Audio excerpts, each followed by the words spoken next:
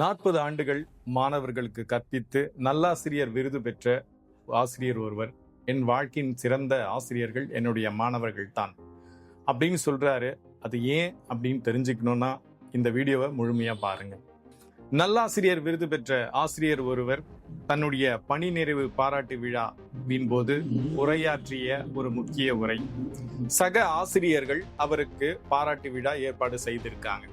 அப்ப அந்த ஆசிரியர்கள் அந்த நல்லாசிரியர் விருது பெற்ற அவரிடம் கேட்ட கேள்வி, நீங்க மாணவர்கள்கிட்டையும் சரி பெற்றோர்களிடத்தும் சரி சக ஆசிரியர்களிடத்திலும் நற்பெயர் எடுத்திருக்கீங்க.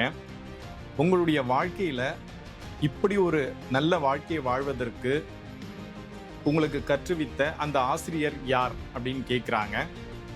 அப்பொழுது அந்த ஆசிரியர் தன்னுடைய உரையில் குறிப்பிடுகிறார், நான் முனைவர் பட்டம் பெற்றேன், பிறகு கல்லூரியில் வேலைக்கு சேர்ந்தேன்.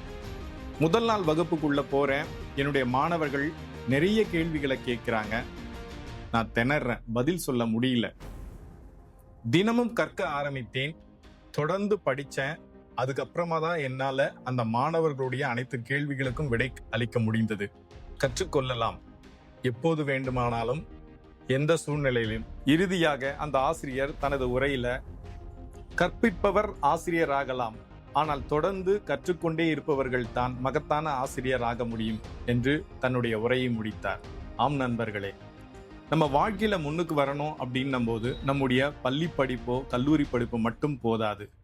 வாழ்க்கைக்கு தேவையான பல்வேறு விதமான படிப்பினைகள் நமக்கு புத்தகங்கள் வாயிலாகவும் பல்வேறு வகுப்புகள்லையும் நமக்கு கிடைச்சிக்கிட்டே இருக்கு. அதனால் நாம் கற்பதற்கு வயது ஒரு தடையல்ல. எந்த சூழ்நிலையிலும் நீங்கள் எந்த நிலையில் இருந்தாலும் உங்கள் மனது கற்க தயாராக இருந்தால் இந்த வாழ்க்கை வெற்றியும் மகிழ்ச்சியும் நிறைந்ததாக அமையும். வெற்றி பெற வாழ்த்துக்கள். நான் சொன்ன இந்த கதை உங்களுக்கு பிடித்திருந்தா கமெண்ட் பாக்ஸ்ல மறக்காம கற்றல் அப்படின்னு கமெண்ட் பண்ணுங்க.